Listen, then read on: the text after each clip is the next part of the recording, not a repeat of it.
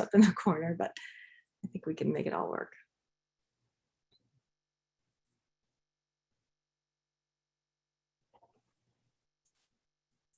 All right, it is 12:30. Good morning, everybody. Thanks so much for joining us. This is our first webinar in our series. I'd like to give a special thanks to Bridget Collins from our education guru on COPS KT for putting this together and for allowing us an opportunity to come together as a KT community, number one, and to learn some incredible things from people inside our organization, from our own subject matter experts, and ways that we can really improve the profession. So I'm excited about this. I'm excited to meet Craig. It's nice to meet you. This is Craig Ng. He's a KT at the Hines VA in Illinois. He's also the president of Ng Martial Arts and Advanced Training in Schaumburg. Did I pronounce that correctly? Schaumburg, Illinois. And this is exciting. I learned about Tai Chi really for the first time at the Richmond VA, and it was just fascinating to watch the KTs there do it and demonstrate it to the students. So to hear from a subject matter expert like you, I think this is going to be terrific. And I'm going to toss it over to you and share my screen when you're ready. Yep, go right ahead. Thank you.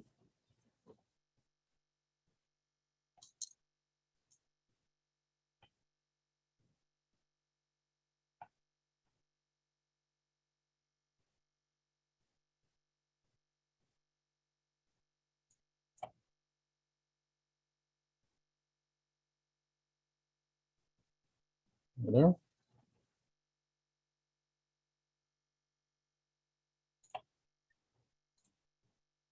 you able to see that? Is that going to work? It should work. I'm just trying to see if I can actually change over the slides.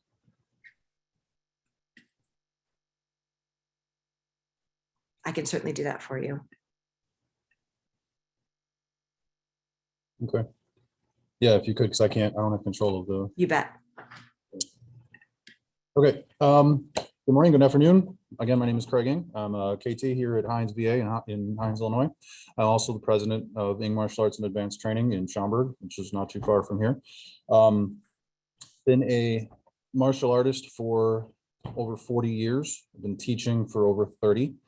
I was a competitor for many, many years. And then something that I wanted to do when I was in school, in KT school, I wanted to find a way to incorporate martial arts into a clinical aspect. And that was something I was doing when I was very young. As a martial artist, we all tend to understand the physical benefits of martial arts practice. And that was something that I wanted to do more of as a practicing clinician. If you can switch that for me, Kathy. You know, when people think martial arts, they think fighting. And there is a partnership that exists between traditional Asian martial arts and health promotion. And it seems like opposing forces of fighting versus helping and physical development. But the self-cultivation concept is actually the true purpose of martial arts. And again, that's kind of the background that I wanted to work with, using traditional martial arts for therapy. Just some definitions so we're all on the same page. Tai Chi is what we're talking about. It's also referred to as Tai Chi Chuan, which is the traditional art form. It can also be Romanized differently. I have that on that slide. It is a traditional martial art that originated in China about the 17th century. There are historical documents that go back further than that, but we kind of generalize the modern version of Tai Chi coming from 17th century China. There are 5 main systems of Tai Chi. They all kind of stem from the original. And ultimately, the traditional name Tai Chi Chuan means supreme ultimate fist. It is a martial art by definition, but it is based on the yin and yang concept, the black and white circle that we're all very familiar with. We see that everywhere in popular culture. The concept itself basically is defined as opposing forces that create balance. Next slide, Kathy, please. Tai Chi is characterized by slow, fluid, relaxed movements, and they are coordinated with breathing. Now, though, you know, for us KTs, that's something that we are very familiar with, is coordinating breathing with movement, trying to get the body working together. So Tai Chi at its heart is a therapeutic exercise. Also, it's based on the principle of shifting your body weight while keeping the body upright and stable, which is great for balance, which just by definition is what we're looking for. Tai Chi is defined or is referred to as a soft martial art. Soft does not mean weak. It refers to yielding. Now, in hand-to-hand combat, you're trying to yield to your opponent slightly to avoid unnecessary force to overcome that opponent. And that, from a martial arts standpoint, is a bit of a contradiction to what we would think is striking. But from a therapeutic standpoint, that is ideal for us for balance development and other physical attributes. Closely related to Tai Chi is Qigong, and it's another term that we hear in more modern medical settings. It is a much older practice dating back to BC era and refers to circulation of internal energy, and delves into traditional Chinese medicine and other Asian healing remedies. It's kind of hard to grasp for many of us in the West, but suffice it to say that it is about circulating energy and improving coordination between the mind, body, and the breathing. Tai Chi can be considered an advanced form of Qigong. Okay. Go ahead, back to the next slide. So research. In the East, it has been widely accepted for centuries that the martial arts and those related practices like Tai Chi and Qigong serve as a means for obtaining and maintaining health. That is just taken for granted in health clinics, in just general population. Only in recent years, maybe the last 20, 25 years, has it become much more popular in the Western society and in Western medicine. We begin to look at more holism, more holistic approaches to treating people, and accept a little bit more of the therapeutic benefits of traditional martial arts. There's a lot of empirical and anecdotal evidence, and go ahead to the next slide. Just kind of breaking it down into the different groups. This is, you can look a nice Google search or any other search and find all of this research, empirical research out there that shows the therapeutic benefit of traditional martial arts like Tai Chi. First on that list, balance. Again, we're talking about the basic concept of the movements of the art is ideal for development of balance. They found through research improvements in people with asthma and COPD, improved tolerance to exercise in people with CHF, and also found improved management of chronic pain syndrome and fibromyalgia type symptoms. Through practicing Tai Chi, they found that people with cancer have an improved quality of life. There's also been improvements in bone density. Also they found improvements in strength, endurance, flexibility, range of motion, fall prevention, which is a big thing amongst our older populations, as well as improvements in people with RA and OA. Posture is another huge one because of the nature of the movements. Everything is upright and relaxed. Lots of improvements with posture. Because of the nature of the slow, controlled movement, have improvements in blood pressure. Just improving exercise, they found research has shown that it improves cholesterol levels and immune system health. Okay. Also, the research suggests improvements in just more of the mental well-being as far as self-confidence, self-esteem, and it also aids in stress reduction and improving quality of life and just general positive health. So now, if I am going too fast, I do apologize. Please let me know in the chat. If you have any questions, feel free. Sorry. All right. So with the research, we have empirical evidence that shows the benefits of this style of movement, this type of exercise, the martial arts.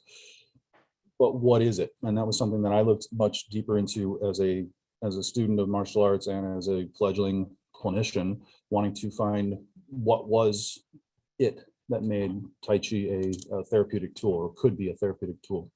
And I came to the key points of practice. It's a couple slides down, Kathy, if you would, please. These come from various Tai Chi masters, traditional masters. They are, even though there are 5 main styles of Tai Chi, they all kind of come to and from the same place. So essentially, regardless of the style of Tai Chi that you might study, they're all pretty universal. So I just wanted to outline them here, break them down into mind, body, breathing, and movement. So first off, the mind, and this is kind of essential to incorporating with our patients or with our students or with anybody who does this, is the mind has to be calm, has to be relaxed, and we focus on the breathing and the body movement. And this is also where we get some of that stress reduction benefit. Next up is the body. Now, here's the hard part. Key is the body has to be relaxed with no exertion. You can't have any stress in the body or any physical tension. Everything needs to be relaxed. So trying to develop posture in a relaxed state actually helps improve things. The way that I cue posture, and it's something that's essential to traditional teachings, is imagining that you're suspended by a string from the top of your head. An upright neutral spine is where all the movements origin and come from. Okay. More stuff with the body. Empty our weight from the torso into the legs, which is referred to as sinking.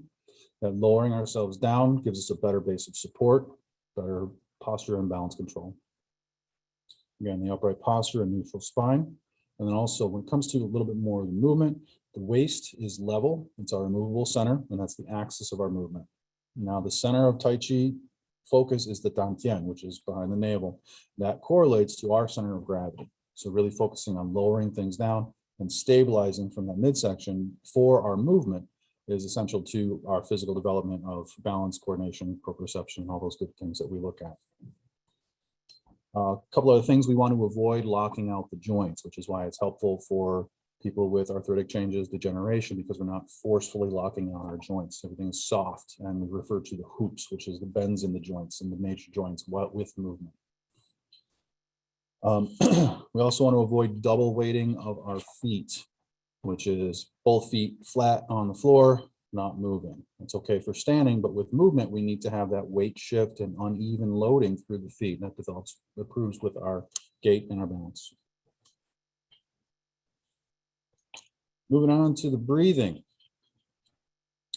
Key points with this is the breathing is done very slowly, very deeply, and continuously. We don't hold our breath. We don't short breath. We want nice, slow, and fluid breathing in coordination with the movements. The inhale is through the nose and expands the abdomen. Exhales through the nose, or if necessary, through the mouth by deflating the abdomen. The diaphragmatic breathing is constant throughout the Tai Chi movements. Now, we also coordinate it not just with postural stuff, but with movements. The inhale for the upward, outward, or pulling movement, and then the exhale with the downward, pushing, or returning movement. And that, from a Tai Chi standpoint, that coordination of breath adds to our energy or our power for our techniques. For us, the coordination of breathing allows for better circulation. Moving on to movement. Body has to move as an integrated whole. Okay, arms, spine, hips, everything has to move equally. And with all the postures, that fluid, slow, easy movement with transitions back and forth, everything ties together nicely. We don't have any choppy or abrupt movements, or we try not to. And again, we're going to get that breathing coordinated with our movements. Everything is done at a slow, constant speed. We don't rush through stuff. It's a little bit more of a challenge that way, but that slow, controlled movement helps us develop our strength and stability. We tend to rely on momentum when we're moving. Slowing that down, taking speed out of the equation allows us to develop that perception and that awareness to control our movement. Again, we try to lower our center of gravity, maintaining that little sunken dantian or center of gravity to improve our stability.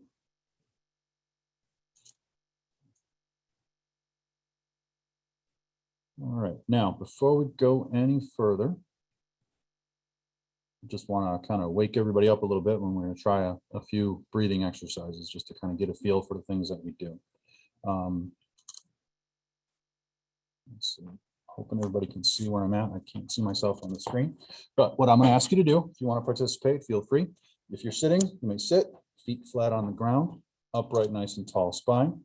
And I want you to just put your hands over the belly button. All right. That posture, ear over shoulder over hip. Again, imagining you've got that hook coming out of the top of your head. Relaxed, hands over the abdomen, and just a nice big deep breath in through the nose. fill up the abdomen, slow and easy. And then exhale, emptying the abdomen, let it all out. Relax the shoulders, tall spine. Inhale, big deep breath in. And exhale, let it all out.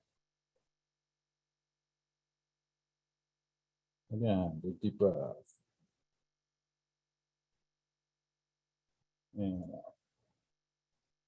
Okay, so that's called Wu Chi breathing. This is diaphragmatic breathing that I was talking about. Trying to get in through the nose, fill the abdomen, exhale. Trying to get a little bit more air in there. Now, the next step for that one, we can hold our arms out like we're holding on to a Swiss ball. I would take another big deep breath. As you inhale, fill the abdomen. You can go ahead and bring the arms up just as high as your body will allow. And exhale, let it come back down. Okay, now these can be done standing or sitting. Again, good posture, feet flat on the ground if you're sitting. Inhale, bring the hands up, nice and slow. Exhale on the way down.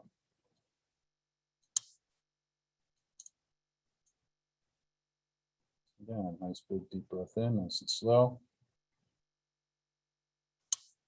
And exhale.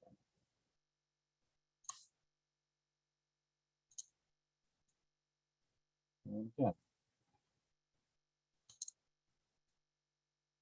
Excellent. Very nice. Let's try a little harder one. I'm going to put one hand out in front. Take the other hand, you're going to brush across your forearm. As you do, you're going to turn that arm and follow that with your head. Switch hands, brush the arm, and rotate. Deep breath, exhale. Inhale, and exhale. Now, if we have any limitations, we can always modify or limit the movement based on your tolerance. We'll talk a little bit more about that in a moment. Take a deep breath, exhale. Inhale, exhale. Again, inhale, exhale. Nice posture, relax the shoulders. Inhale. Exhale. One more time. Inhale. And exhale. Nice. Hope that's going well. We'll try one more, a little more confusing. One hand on top, one hand on the bottom, like you're holding a ball. So I'm just going to move the camera here a little bit. Okay, so here we're holding that ball. We're going to turn toward that top arm, roll the ball, and turn back. Roll the ball, turn, roll the ball, and turn. Now we roll the ball, and inhale, and exhale. Roll the ball, inhale, exhale. Nice and slow, relax the shoulders, tall spine. And back.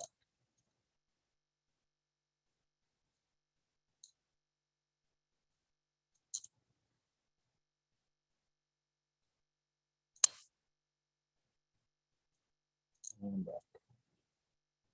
Okay, let's do one more. Gonna bring both hands scooping up. Bring the hands up, inhale. Push down to the side. Exhale. Again, inhale, bring the hands up. Exhale, let it down. Again, inhale, fill it up. Exhale. So it's called gathering the chi. Make sure you get good posture, relax those shoulders, not locking out any of the joints, keep those hoops. Let it down. And again. And down. Okay, very nice. How did we do? Everybody try that? If we can go back to the slides, Kathy. Again, remembering, so we have research that says this stuff is good for us. Looking at the nature of the movements and the nature of the teachings, the key points of practice, we see that there are therapeutic benefits to traditional Tai Chi or traditional martial arts practice. Based on those key points in relative to the breathing, the mind, the body, and movement, makes it a therapeutic tool. Now, something that I have done with this, and Bridget had asked me to talk about this stuff, what I refer to as therapeutic martial arts. Now, it's taking traditional Tai Chi or traditional Qigong or any of the traditional martial arts movements that we've spoken of. And it's basically a system of movements and modifications.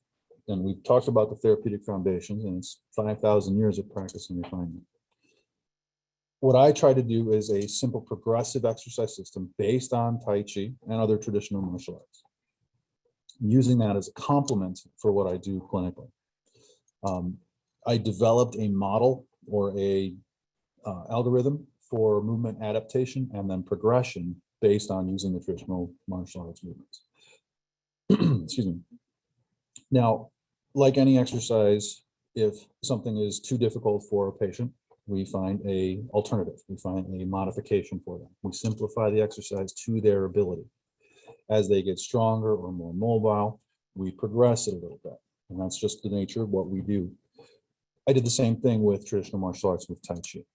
So this model that I'm speaking of, taking the foundation traditional movement and then modifying it down based on the patient's needs or abilities. And then as things improve, we progress it a little bit by possibly adding repetition, adding resistance, adding toys to work with within the realm of that traditional Tai Chi movement. A couple of things that I do clinically, I do teach a class here at Hines, and that's more of just a general tradition class where I'm teaching a set program. I do modify the movements based on the patient's needs, based on any limitations, and have them, if they need to hold on to something or they need support or need to do it sitting, all those modifications can be done based on the individual needs.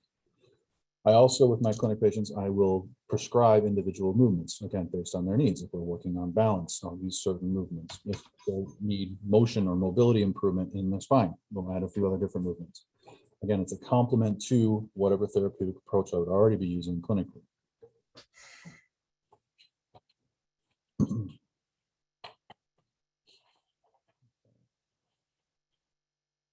Please, if you have any questions, feel free to use the chat. And we'll try to get to that. All right, so next slide, Kathy. Again, Bridget asked me to go over this stuff. Continuing education offerings. These are from me. The book that I wrote in outlining all of the movements and the movement modifications and the algorithm that I spoke of is Martial Arts Physical Rehabilitation. It is pre-approved for 4 CEUs. And I also offer through my studio a certified therapeutic martial arts instructor, and that is also pre-approved for 1.2 CEUs, and that goes over all of the movements and adaptations and modifications that you make in more of a practical setting. So those are options for people who are interested in this stuff. Further study, Tai Chi for Health Institute, Dr. Paul Lamb. I actually hold several of their certifications.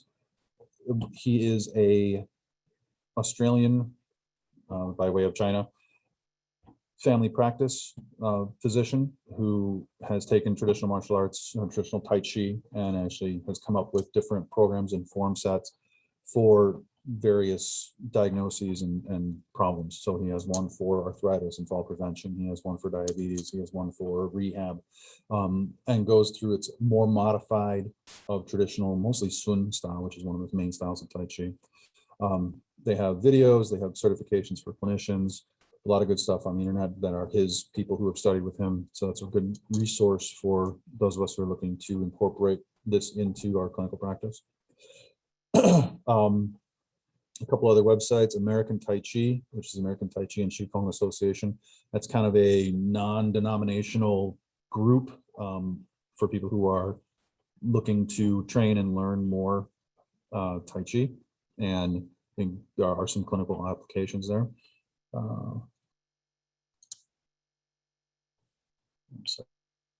Comment.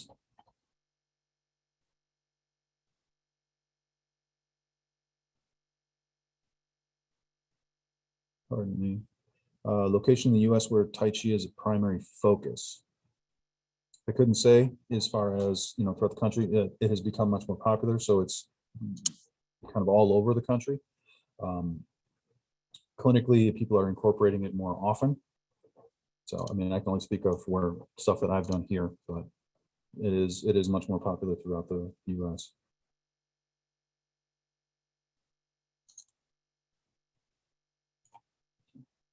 The other website that I would recommend is Tai Chi Health. Again, a lot of good background information and some videos on there that you can watch and follow.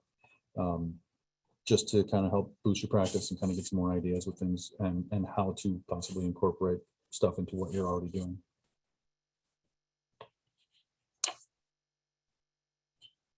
Okay, I mean, this is, and because it's on Zoom, it's a little more difficult, but I do usually just open this up for any questions or any other concerns or anything like that. We went through stuff a little bit fast, so I want to make sure that everybody got the information. If there are any other questions.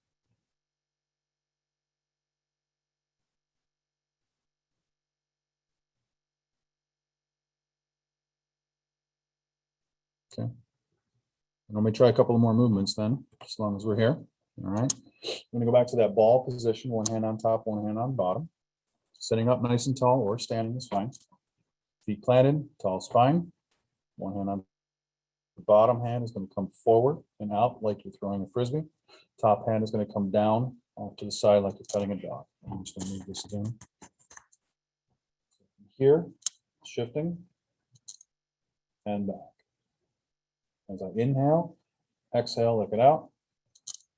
Inhale, bring it back. Again, exhale, inhale. Out. Back. This one is called parting wild horses neck. Look at the movements, we're working posture, obviously. If we're standing, we're working that balance and coordination of breath.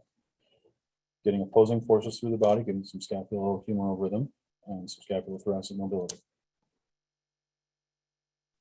Okay. Switch to the other side. Out. Out. And back.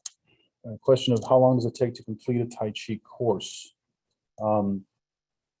Dr. Lamb's programs are usually like a 2-day thing. There's some training that you would do over video, and then you would actually take the live course, which is a couple days. There is, other more in-depth programs that were, week-long courses, more involved training. So just kind of researching through those. There's differing training. Mine is kind of the home study book, and then live course, which is over the course of the weekend, and of course practicing.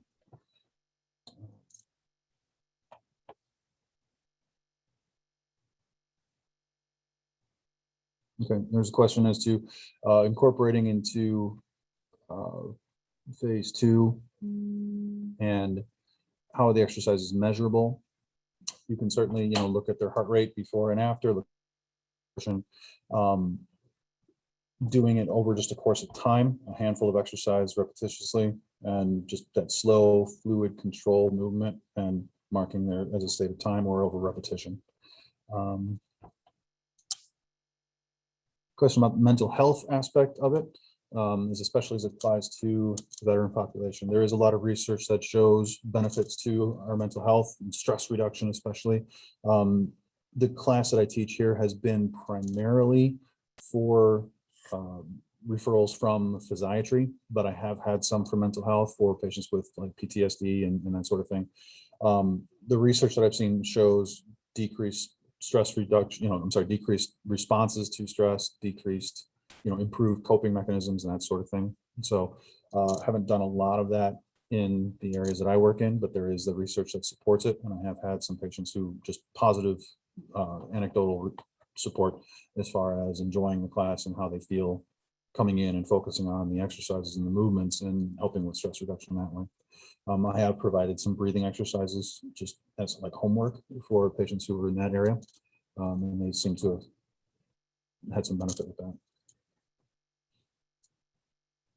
Okay, so next one, I'm just going to put the hands out in front here and just relax to about face width apart.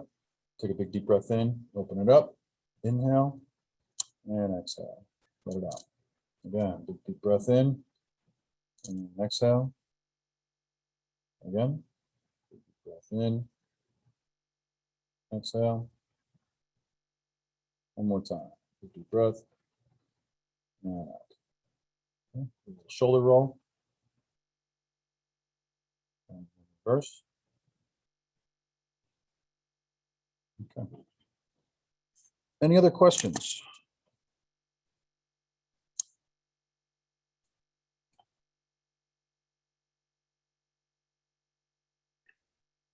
I'll ask a question on camera.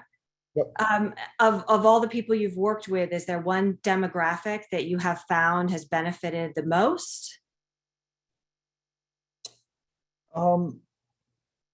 Honestly, no. I have a very diverse population just with all the areas that I work.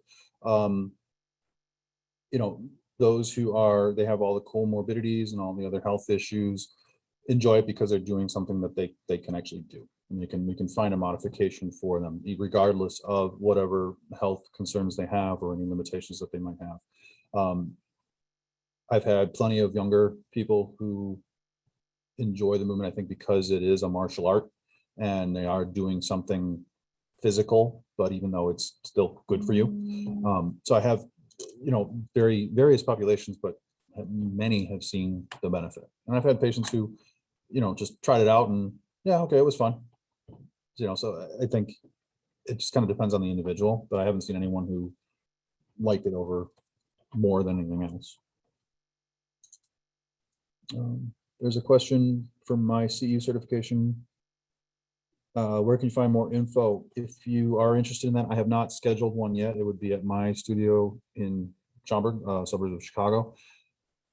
You can email me, or you can, contact me that way, and I can set out information when I do schedule that if people are interested. My email it's my name, Craig, CraigIng, last name, and then numbers 13@gmail. And then you can just contact me about it, and I can, when I do get things, I'm looking to do a certification, late summer, early fall. If people are interested, I'll get that information to you. And if you send that to me as well, I'll make sure to put it out to the membership. And this will go up on the website, and I'll have all your contact information up there so people can watch it again. People who weren't able to make it can see it and still be able to contact you and dive deeper with you. Okay, great. There's a comment. COPD and Parkinson's patients tend to stick with more than the other geriatrics. Yeah. There's actually been quite a bit of research on patients with Parkinson's, and helping with the tremors and helping with the balance and the fascination, all that stuff like that. That and ironically boxing, and the two what would seem opposing. There's some good research between the two of those, but the patients do really seem to enjoy that.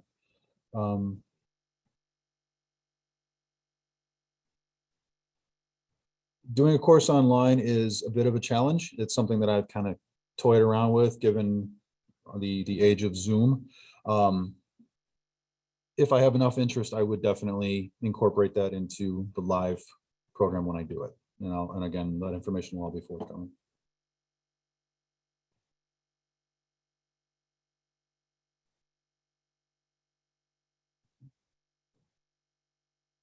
Any other questions for me? I have a personal question. Of all the martial arts that you offer at your studio, what do you find is most beneficial to you? Like, what's your everyday go-to? I was a fighter again for a lot of years. So kickboxing, Muay Thai and American style kickboxing. I was a Taekwondo stylist as a kid, and I developed a conglomerate art based on all the different styles that I've studied over the years. So I teach that, which is, boxing, kickboxing, Muay Thai, Wing Chun, Taekwondo, that stuff is all one cohesive art. And then I teach Tai Chi. So I have that kind of balance of the hard, aggressive stuff and the soft, easier stuff. And I enjoy both. I can appreciate, I put the gloves on and I go do bag work just to kind of stress reduce and get a nice workout.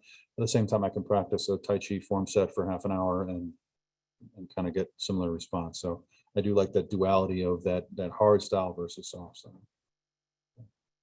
And then from a marketing standpoint, how do you sell Tai Chi to the more to you, right? So you're a boxer, you're a fighter, you're into this stuff, and Tai Chi has this misconception of being maybe a little slower, a little for maybe an older population. So how do you sell that? And that's actually a very funny story, because that's how I got more into studying Tai Chi. I was actually in college. Very long story short, I was competing. I was, very hard style, striking, fighting. I was at a park, and saw this little old Chinese man practicing Tai Chi. And I had always had my hangups as a fighter as to what is Tai Chi going to do? How is that a martial art and whatever else? Very long story short, I watched this guy for, I have no idea, an hour. And I started trying to move and do some of the moves that he was doing, and just trying to learn, trying to unlock it myself.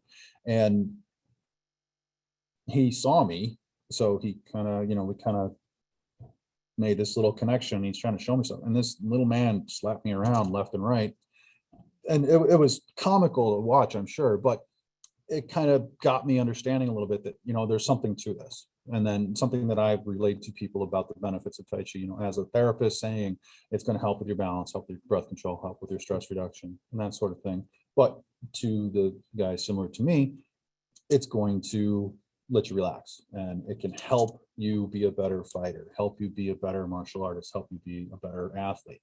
And then the proof is in the pudding. Try it. Let's see how you feel. What do you think? And that usually seems to help people kind of, okay, there's something to this. Let's try that. It's fascinating. I remember several years ago when the NFL had some of their athletes do ballet, and everyone thought it was hysterical and ridiculous, but it made them a little more graceful on the field. And it seems like you're offering that exact same thing to fighters and all kinds of athletes. So it's really cool. Similar concept, just trying to get a different perspective to kind of help what you're working on. Amazing. Okay, so I will get that information, about the upcoming course when I do get that together. I'll get that to you and out to the membership, hopefully. And again, if you have any other questions or interest or something that you like to incorporate with your own clinics or your own patients, feel free to reach out anytime. I'm always willing to try and help someone try and use this stuff a little bit more, because I do believe it can be very helpful. This is amazing. Thank you so much. It's so interesting. Really wonderful. Thank you. Thanks for everybody who came and tuned in. And again, we'll have all the information up on the website so that you can visit it again, and we'll have the PowerPoint. You can use that as well. And I hope that you will take all of his certifications. We'll have all his information up. And if we can convince him to do an online course, I'll be the first to sign up. And also, just so you know, I have everybody that's been on the call, but if for some reason I missed you or couldn't figure out by your name on the screen, by the end of the week, you should be receiving an email with an hour certificate. And if you don't, by the end of the week, reach out to me, ccbkt@akta.org. Thank you. This was the most attended, Craig. Nice. This is a lot of people for us, so that was great. Thank you. I'm glad to hear it. Hope people enjoyed it. Mm-hmm. Thanks, Bridget, for putting this together. It's Thank you. fantastic. It's Thanks. wonderful. Yeah, and again, anyone needs anything, info@akta.org. Check the website, contact me. We're here, and great series. I'm really excited about it. And Craig, you launched us off in this new year. Thank you so much. It's fantastic. Great. Thank you. Thanks. Oh, they done with the freaking presentation. Yeah, but they done with the presentation. Great info. Thank you for a wonderful presentation. Thank you so much for the presentation. Thanks, Craig. That's the whole presentation.